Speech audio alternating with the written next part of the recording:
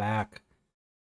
In this video, we're going to be talking about how to collect data. So this is actually what you're going to be doing in the lab, at least as far as this class is concerned. So with collecting data, I'm going to use the hypothesis that we were working on in the last video. This will just be a continuation. So our hypothesis was that my largest friend would probably be the strongest. If you remember that the question was, how do I find out which of my friends is the strongest?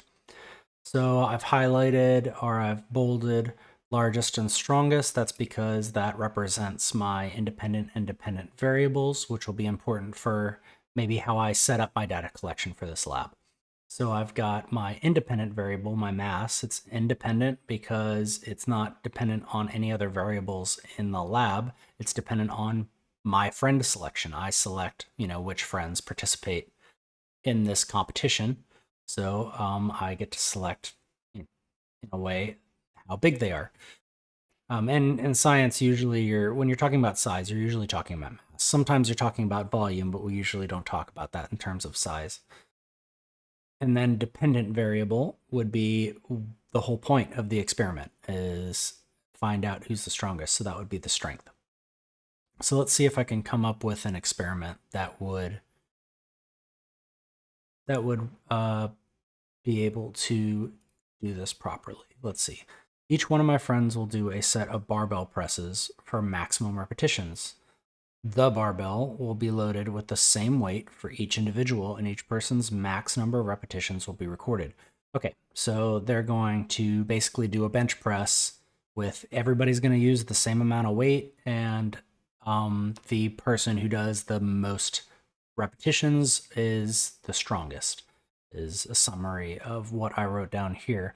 I bolded the same weight because that is a constant. It's something that we're keeping the same throughout the experiment because we don't want this to become a variable. If everybody did, a different weight, maybe that would be a variable that would affect my end result, and that's not what I want. And I know you can nitpick this and argue, well, maybe you should do, everybody does their own body weight for relative strength, or you're only doing upper body. You can nitpick this, but for the purposes of this video demonstrations, this experiment is fine. But you should always nitpick your experiment a little bit when you're devising your own, like what can you do better, or especially at the end if you decide, maybe things didn't work out the way that you expected. Did you mess up your experiment at all, or could you have conducted it better, or was your hypothesis just off? All right, so actually collecting data. So let's make a table using our independent and dependent variables. So how I would make a table like this, I'd have my number of friends, in this case 5 friends, and then I record their mass, which is my independent variable, so like in pounds or kilograms or however I'm recording it. And then since they're going to be doing repetitions, the strength will be represented by the number of reps. So, right here I'd write, 1, 2, 3, 4, 10, 12, however many reps that they're going to get with the barbell press. Now, for this particular experiment, this is probably fine. I probably don't need any more information than this. However, there might be different experiments where you might be doing time trials, trying to figure out speed, especially when humans are involved. You might want to get more than one data point. For the dependent variable, you might want to take an average. So this is how you would do that. Let me set up a new table.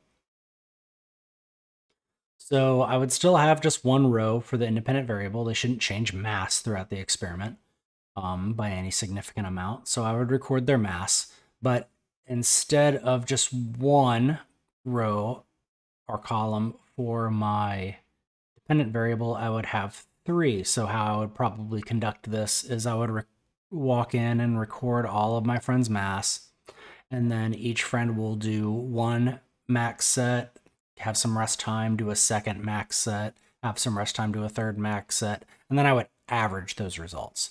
And that would give me some kind of consistency. Maybe some people start off really strong and then they would, die out, or maybe some people need to warm up if that's something I want to consider. But again, especially if I was measuring speed instead of strength, maybe I would want to do multiple sets to see if somebody's on average, much faster running a 40-yard dash than friend 2 or something like that.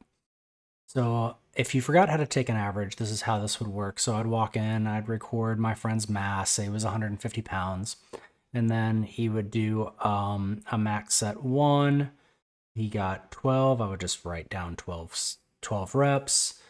Set 2, he got 14 reps, so he did a little bit better. Set 3, kind of did in the middle, so 13 reps. And if you don't remember how to mathematically calculate an average, so you take up the sum of all your data points, so 12 plus 14 plus 13, and then you take that and divide it by the number of data points. So I've got 3 data points, 1, 2, 3, 3 numbers here. So I divide this by 3, and it would give me an average of 13.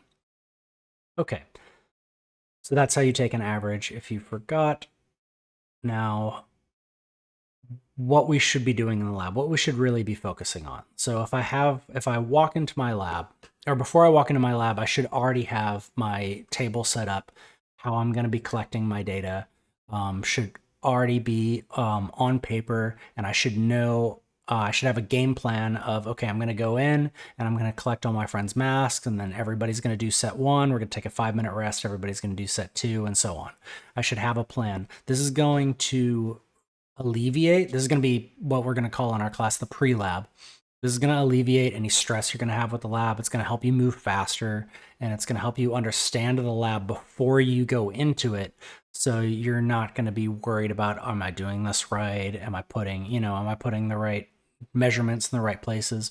And all you really need to be worried about during the actual lab, while the lab is going on, is collecting your data. You don't even need to be taking averages if we're taking averages. Just write down your measurements. If you're measuring mass, just write down the mass. If you're measuring, reps or sets or time or anything, you're just writing down those measurements, just making sure you're taking accurate measurements and putting them in the right boxes. And then at this point, if I did all this for this particular experiment, if I've got all these numbers, all these boxes are filled, I can leave. I can leave the lab. I can go sit somewhere comfortable. I can take out my calculator or my computer, my phone, and another pen and paper, and then calculate my averages. I can make a chart to visually represent what's going on, and then I can analyze whether or not my data supports or supports my hypothesis, or I'm going to have to reject my hypothesis.